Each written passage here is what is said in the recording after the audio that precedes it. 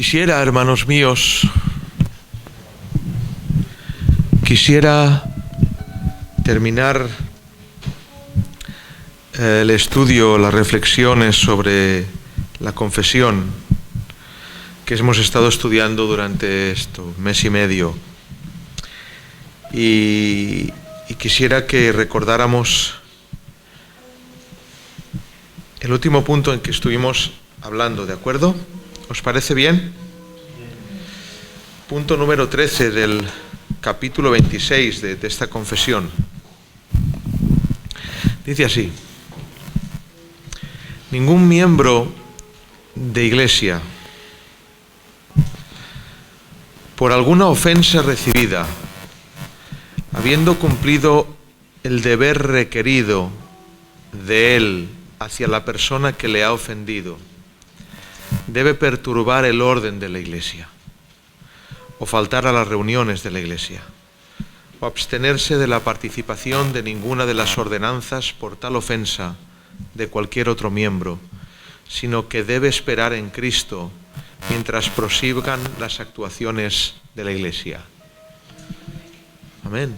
Vamos a repetirlo. Ningún miembro de la Iglesia, está hablando de la Iglesia local, está hablando de la congregación, ningún miembro de la Iglesia, por alguna ofensa recibida, habiendo cumplido el deber requerido de él hacia la persona que le ha ofendido, debe perturbar el orden de la Iglesia, o faltar a las reuniones de la Iglesia, o abstenerse de la participación de ninguna de las ordenanzas por tal ofensa de cualquier otro miembro, sino que debe esperar en Cristo mientras prosigan las actuaciones de la Iglesia.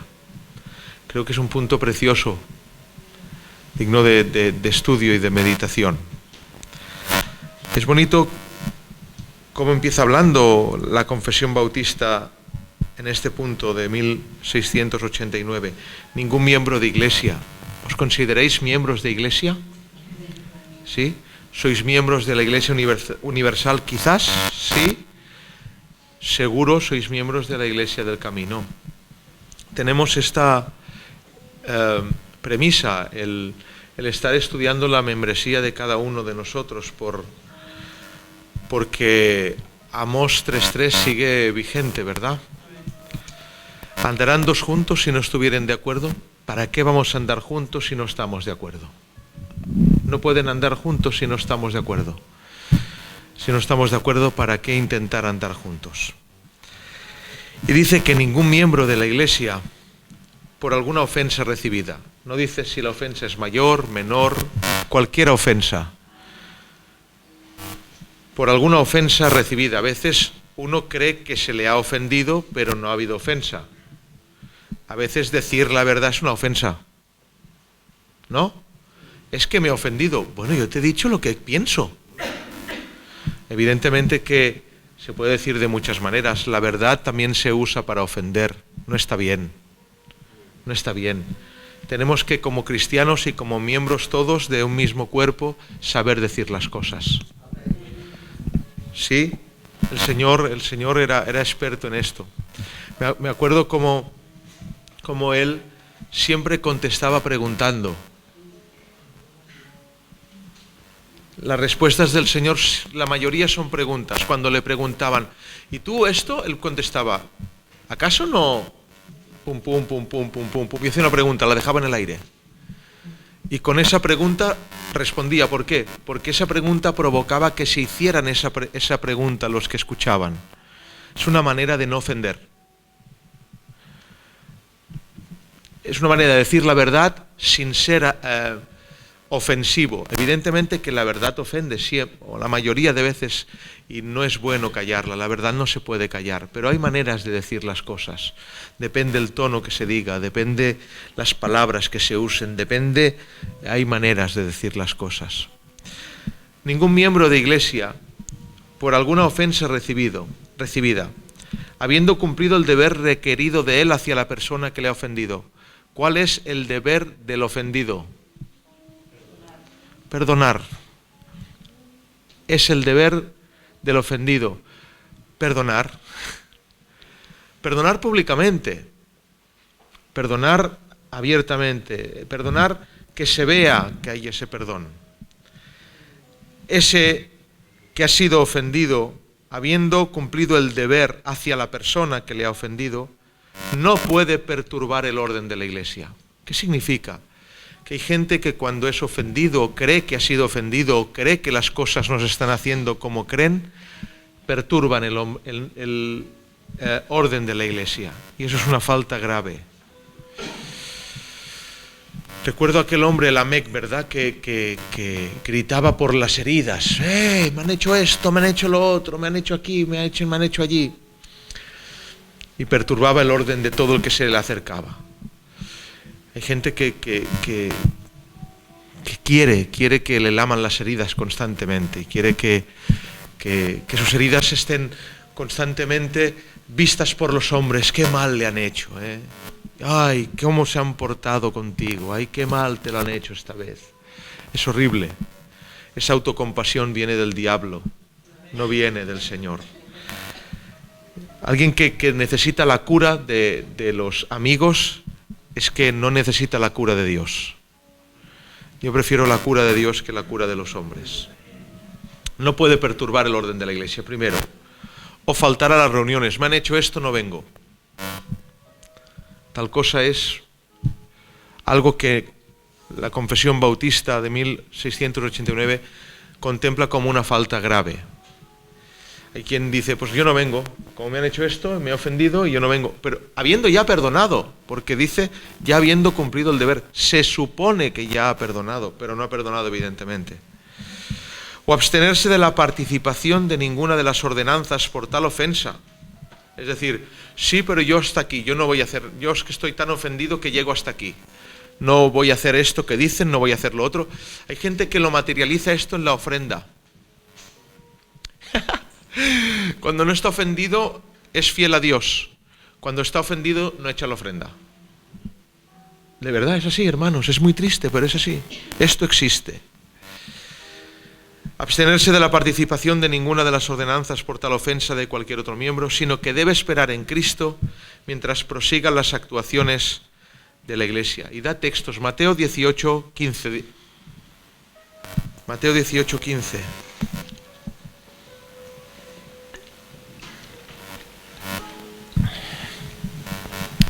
Por tanto, si tu hermano peca contra ti, ve y repréndele estando tú y él solos. Si te oyere, has ganado a tu hermano. 16. Mas si no te oyere, toma aún contigo a 1 o 2, para que en boca de 2 o 3 testigos conste toda palabra. 17. Si no los oyere a ellos, dilo a la Iglesia, y si no oyere a la Iglesia, tenle por gentil y publicano. Vamos a dejar aquí.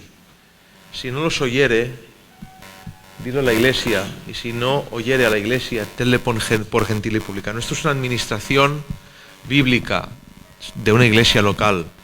Es decir, gente que constantemente está siendo reprendida por sus errores, por constantes salidas de tono. Si no te oye, y si no te oye, y si no te oye, y si no te oye, no tenemos otra manera de hacer más que la bíblica. Tenle por gentil y publicano. Tenle por gentil y publicano. Creo que lo hablamos esto la última vez, ¿verdad? ¿Os acordáis? No vamos a seguir en este punto, ¿vale? Solo leer este texto y ya está. Punto número 14. Puesto que cada iglesia y todos sus miembros están obligados a orar continuamente por el bien y la prosperidad de todas las iglesias de Cristo en todos los lugares.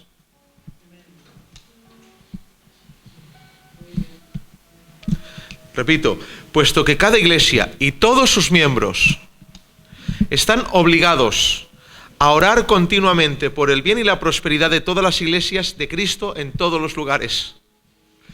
Y en todas las ocasiones ayudar a cada una dentro de los límites de sus áreas y vocaciones, en el ejercicio de sus dones y virtudes. Así las iglesias, cuando estén establecidas por la providencia de Dios, de manera que puedan gozar de la oportunidad y el beneficio de ello, deben tener comunión entre sí para su paz, crecimiento en amor y edificación mutua. Es decir, hay una obligación en esta confesión, quien la cree, es de tener comunión para la edificación mutua con otras iglesias.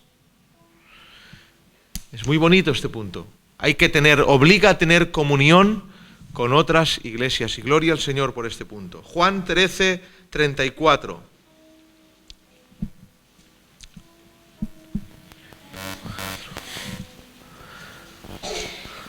Un mandamiento nuevo os doy, que os améis los unos a los otros como yo os he amado, que también os améis unos a otros. ¿Por qué es nuevo el mandamiento?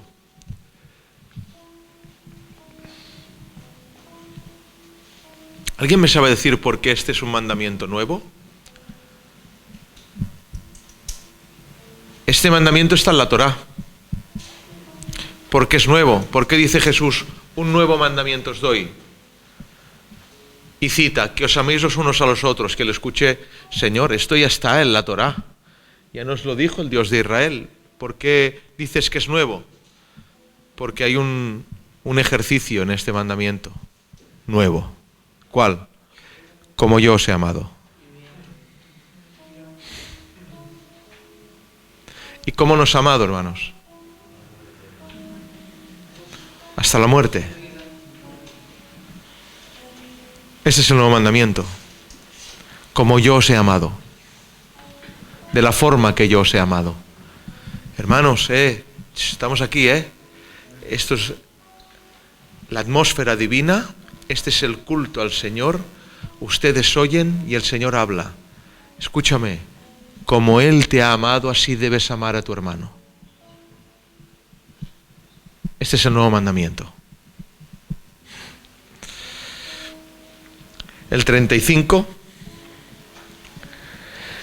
Y en esto conocerán todos que sois mis discípulos, en que tenéis teología, en que sabéis las doctrinas de la gracia, en que conocéis la Biblia, no, en que os améis los unos con los otros. Si tuvierais amor los unos con los otros.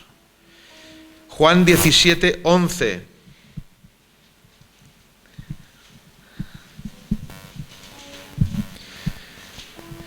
Y ya no estoy en el mundo, mas estos están en el mundo, y yo voy a ti. Padre Santo, a los que me has dado, guárdalos en tu nombre para que sean uno, así como nosotros. Impresionante. Que sean uno así como nosotros. ¿Cómo son el Padre y Cristo? Uno. Así como nosotros, que ellos sean uno. Pero no están hablando solamente de nosotros, hermanos. Está hablando de la iglesia. Está hablando de un hermano de no sé dónde. Si es hermano, tiene el derecho de tu casa. Derecho de tu comida.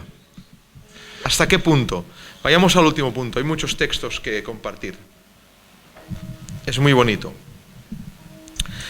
En casos de dificultades, punto 15, hay muchos versículos que dicen en el punto anterior, pero vamos al 15. En casos de dificultades o diferencias respecto a la doctrina o el gobierno de la Iglesia, en que las iglesias en general o una sola iglesia están preocupadas por su paz, unión y edificación, o uno o varios miembros de una iglesia son dañados por procedimientos disciplinarios que no coincidan con la verdad y el orden, es conforme a la voluntad de Cristo que muchas iglesias que tengan comunión entre sí se reúnan a través de sus representantes para considerar y dar consejos sobre los asuntos en disputa, para informar a todas las iglesias involucradas.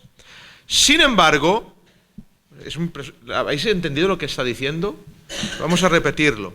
En caso de dificultades en una iglesia local o diferencia respecto a la doctrina de ciertos miembros, o el gobierno de la iglesia en ciertos miembros, en que las iglesias en general o una sola iglesia están preocupadas por su paz, unión y edificación, o uno o varios miembros de una iglesia son dañados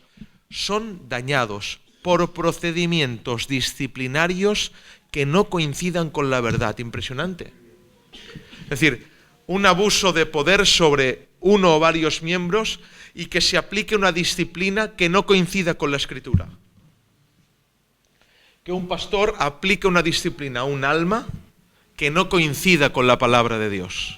Es decir, yo voy a disciplinar al Ramón por llevar un suéter Adidas.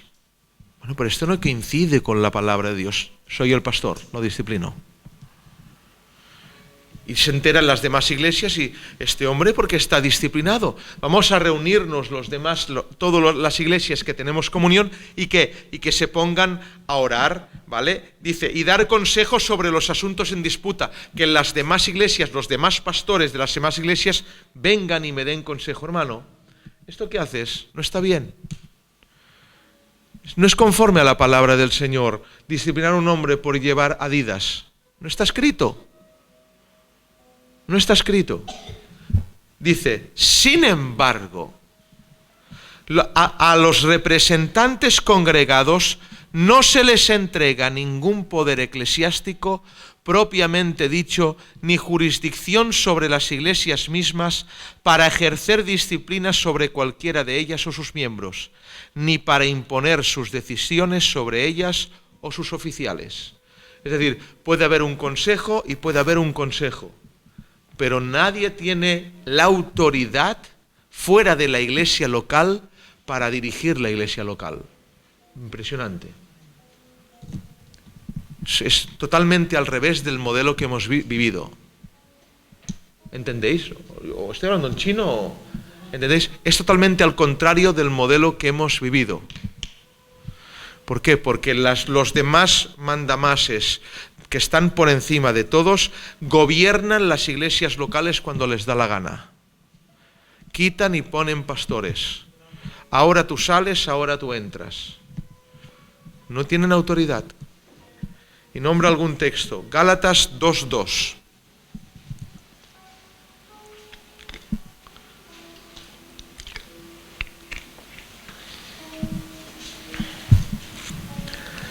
Pero subí según una revelación, y para no correr o haber corrido en vano, expuse en privado a los que tenían cierta reputación el evangelio que predico entre los gentiles. ¡Qué buen texto! ¿A quién fue Pablo a hablar lo que había recibido? A los que tenían cierta reputación. ¿Y cómo lo hizo? En privado. Los predicators de grupos, que crean grupos en las iglesias.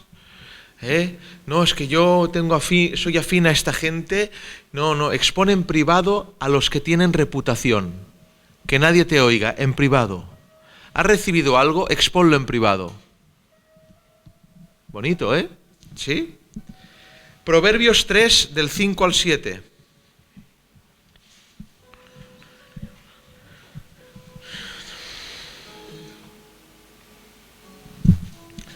Fíate del Señor de todo tu corazón y no te apoyes en tu propia prudencia. Muy bien. Exponlo en privado, cuidado. No te afinques en tu propia prudencia. Tremendo, ¿eh? Y dice en tu propia prudencia.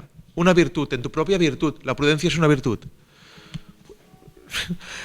Imagínate que lo dice... vale, has puesto el otro. Fíate del Señor de todo tu corazón y no te apoyes en tu propia prudencia. Yo me apoyo en mi propia vanidad. Porque no soy prudente. Pero ni en tu propia prudencia te apoyes. Fíate del Señor. Tremendo. El próximo texto. Reconócelo en todos tus caminos y Él enderezará tus veredas. Amén. Amén. Amén y amén. Amén y amén.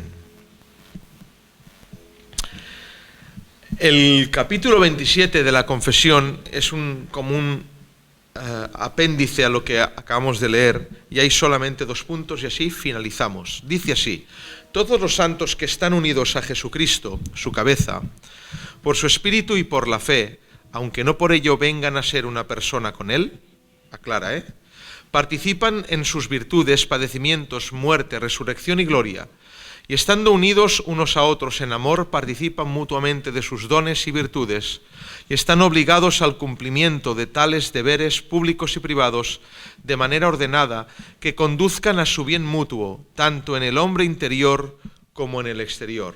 ¿Entendéis este punto? Es decir, estamos comunicados con Cristo como miembros de iglesia. No somos Cristo, somos su cuerpo, pero participamos, hermanos míos, de sus virtudes, ¿sí?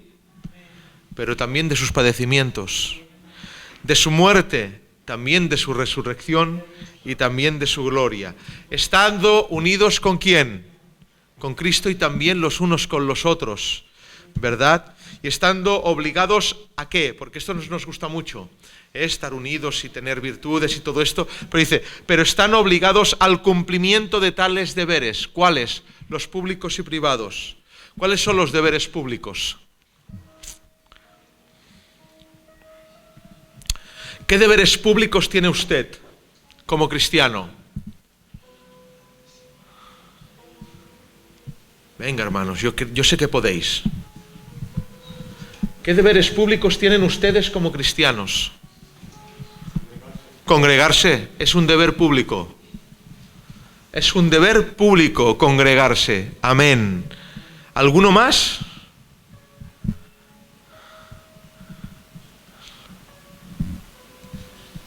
Parlo un chino. ¿Algún deber? Dime, hermana Viviana. Testimonio. Deber público del testimonio. Brutal. Recato, hablar bien. El otro día me enfadé con una enfermera, porque Isaac se encontraba mal y picamos y no venían y volvimos a picar y entró de muy malas maneras. Pues, estáis muy nerviosos, ¿eh? Aquí picáis mucho el timbre. Y yo, ¿cómo? Que picáis mucho, pero con una... Digo, ¿qué es esto? Y me enfadé. Y le dije pues lo que le tenía que decir en aquel momento, humanamente hablando. ¿Sí? Le dije, no vengas más aquí. Picaré las veces que me dé la gana y que haga falta. ¿Vale? Y no te quiero ver más por la habitación, que venga otra. Estás delante de un enfermo que están a punto de operar. Bueno. No vengas más tú. Y luego salí, después me puse a orar y dije, ostras, tenía razón yo, toda la razón del mundo. Toda, absolutamente toda. ¿Se llevó una buena lección? Se llevó una buena lección. Pero me pesaba. Me pesaba. O sea, ¿entendéis el concepto? Me pesaba, testimonio. Bueno, y si un día me ve por la tele y me dirá, ¿este es el que habla tan así? Y fui para fuera, habían 3 o 4, me dirigí a ella y le dije, perdóname por lo de antes. No, perdóname tú. Vale, gracias. Testimonio. No es porque poner medallas en las capas. Es que te pese. Testimonio. Somos la iglesia de Cristo, hermanos. Y aun con razón tenemos que tener respeto y que vean en nosotros algo distinto. Yo creo que nadie, no creo que se hayan contado, creo que se han contado muy poca gente que le pida perdón por sus formas. Seguro, pero bueno, nosotros estamos ahí y pudimos pedir perdón. ¿Entendéis? ¿Sí? ¿Cuáles son los cumplimientos cuáles son los deberes públicos? Otro deber público.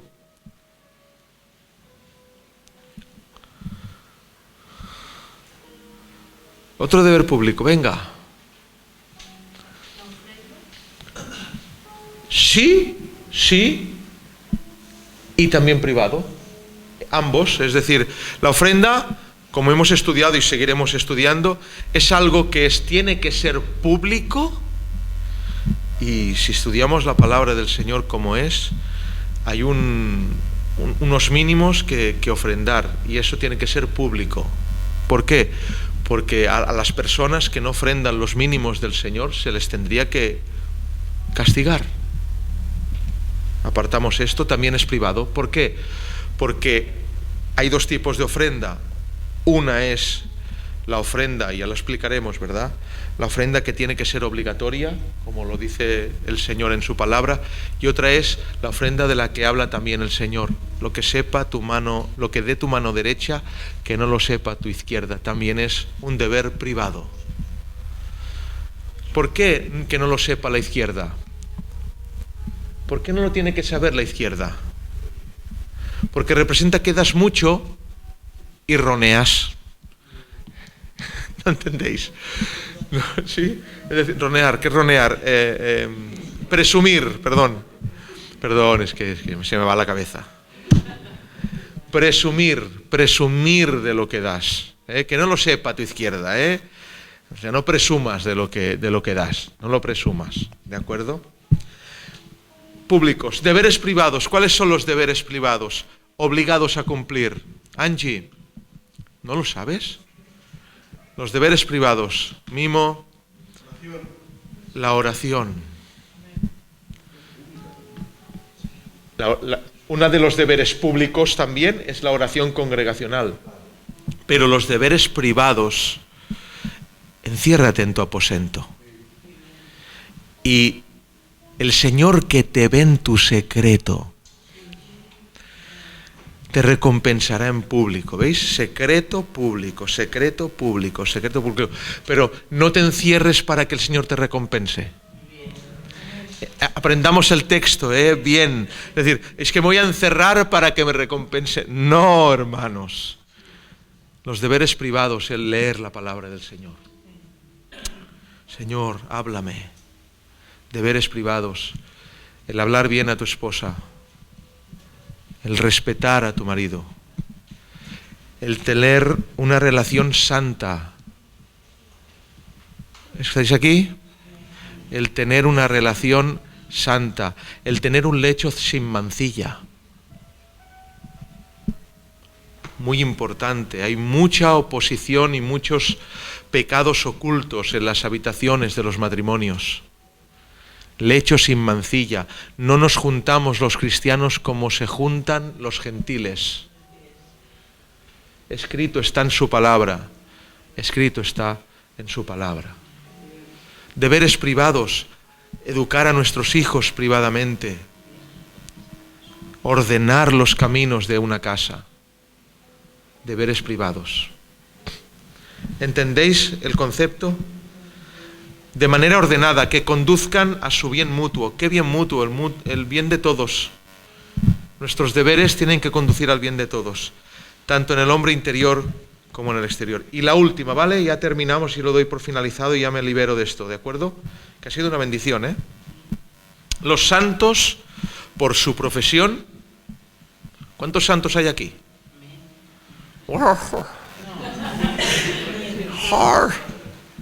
Los santos por su profesión.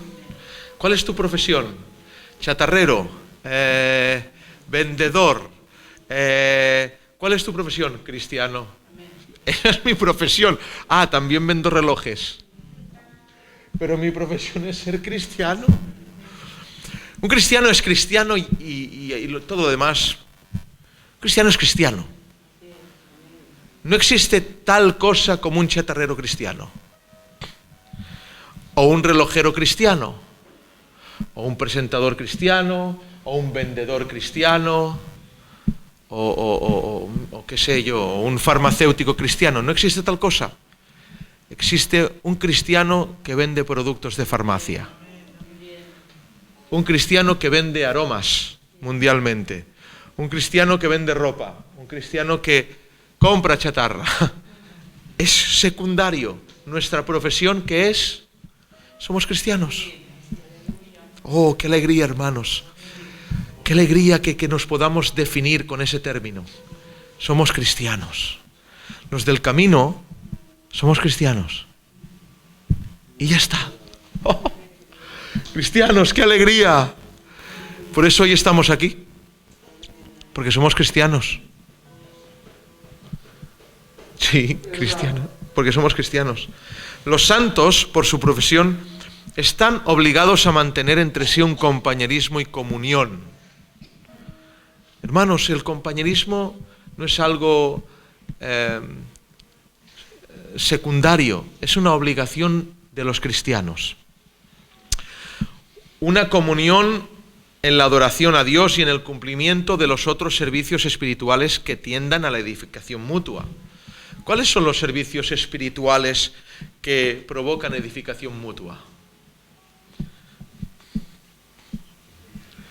¿Qué me provoca mi edificación mutua de vosotros? A mí como cristiano, no como pastor,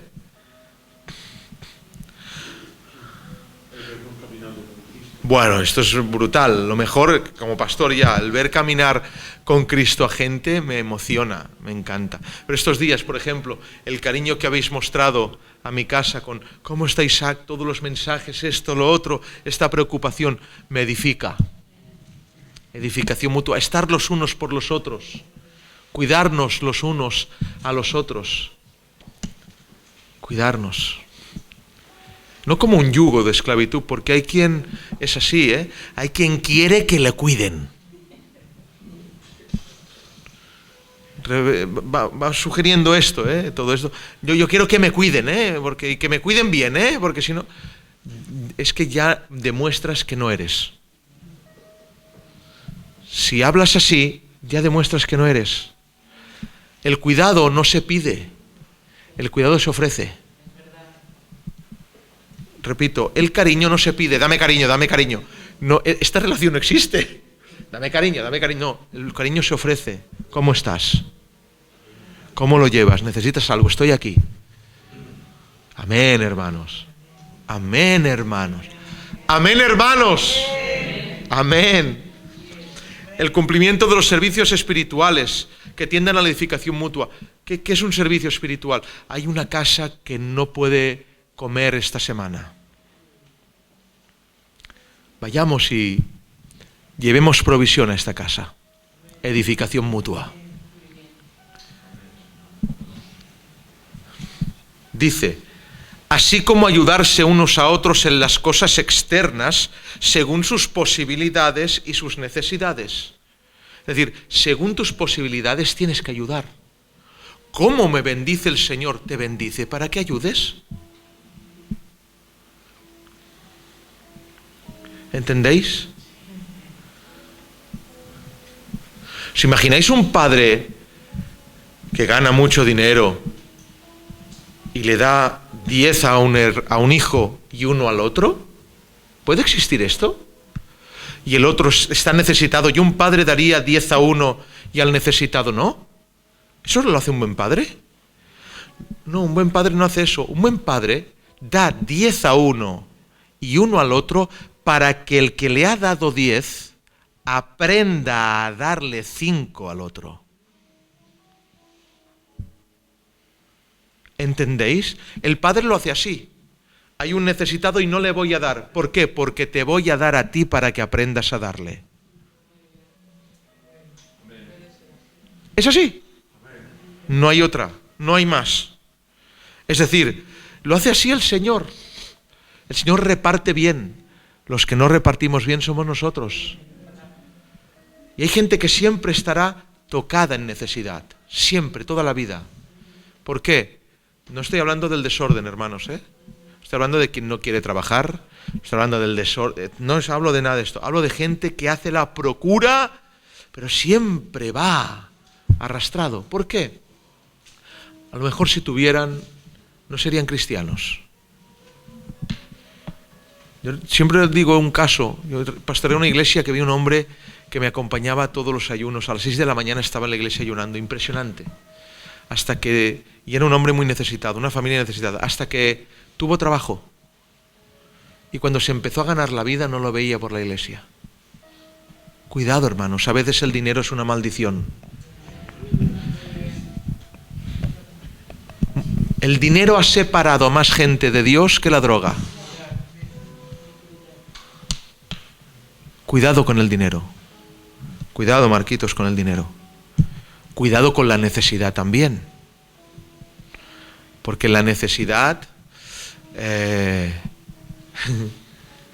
puede provocar que codicies y que haya envidia y ver que uno prospera y tú no.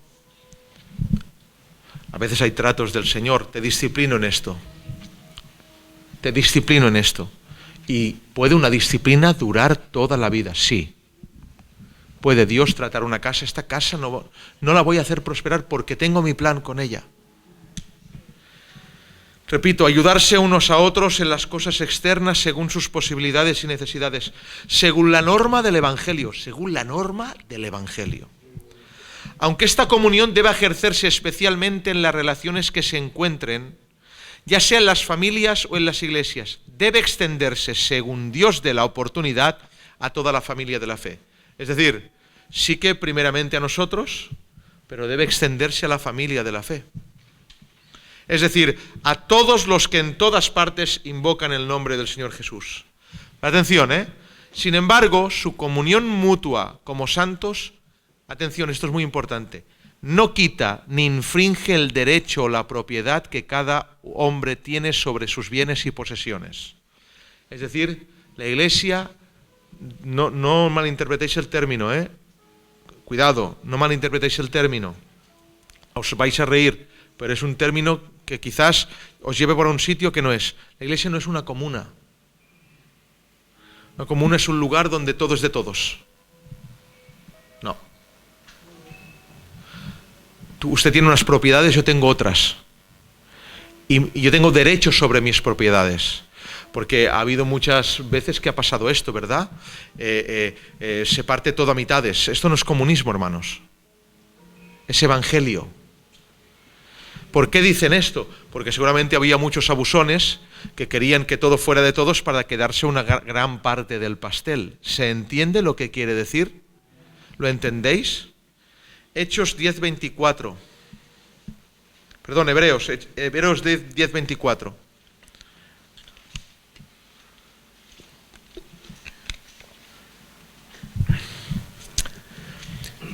Y considerémonos unos a otros para estimularnos al amor y a las buenas obras.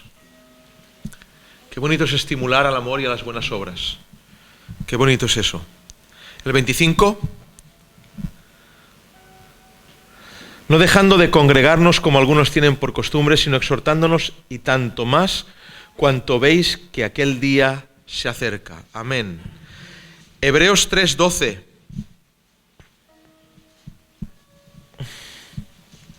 Mirad, hermanos, que no haya en ninguno de vosotros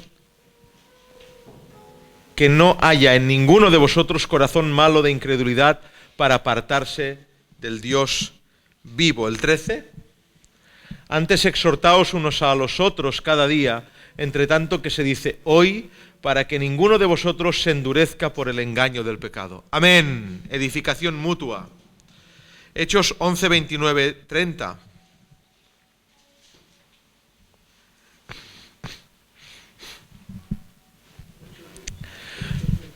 Hechos 11:29.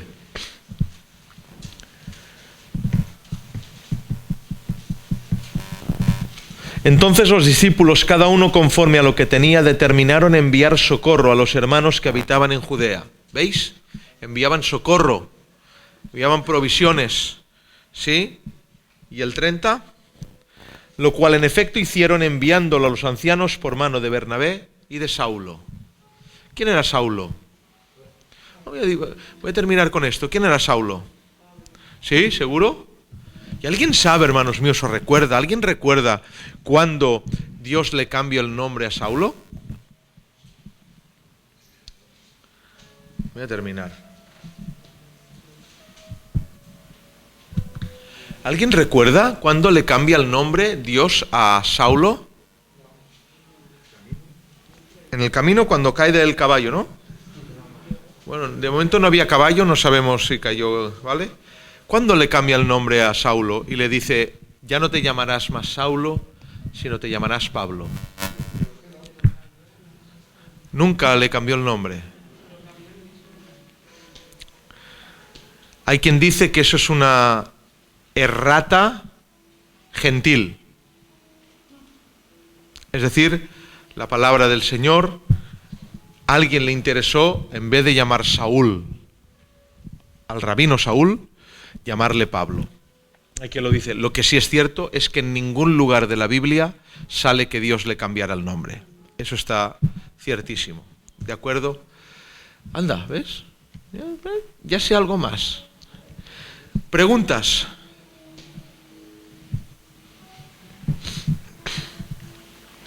Cuando dices que no se va a escuchar. Vale, un momento.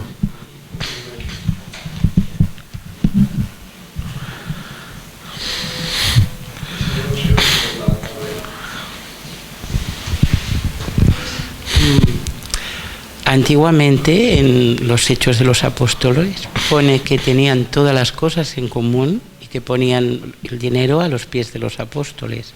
Ananías y Zafira murieron por no hacerlo como era debido, ¿no? Como has dicho que... Sí. ¿Me entiendes? Sí, Ananías y Zafira no murieron por no dar todo el dinero. Ananías y Zafira murieron por mentir. Si hubieran dicho, vendemos nuestra herencia y damos la mitad. Gloria a Dios. Dijeron, vendemos nuestra herencia y lo damos todo. Y se quedaron la mitad. Eso es mentir a Dios. Y dice, habéis mentido al Espíritu Santo. ¿De acuerdo? ¿Entendéis? Es decir, evidentemente que si entendemos el Evangelio, todo, realmente, todo es de todos. Si yo tengo dos y algún hermano mío tiene necesidad, mis dos son de ambos. Esto es así, es lo que Cristo predica. Quien tenga dos capas, ¿qué tiene que hacer? De una, está escrito en la palabra del Señor. Pero eso no provoca que el que no tiene tenga derecho sobre las capas del que tiene dos. Esa es la filosofía de la comuna. Comuna, comunismo, ¿entendéis la historia? Es decir, que no se vea con el derecho de decir, dame tu capa que tienes dos. No, la obligación está en el que tiene dos dar una. El derecho no está sobre el que no tiene ninguna pedirla al que tiene dos. ¿Lo entendéis? Es...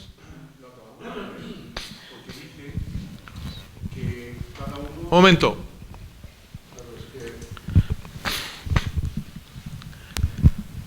Lo acabamos de leer en Hechos, ¿no? Que dice que cada uno conforme podía daba una ofrenda para los hermanos que estaban en Judea.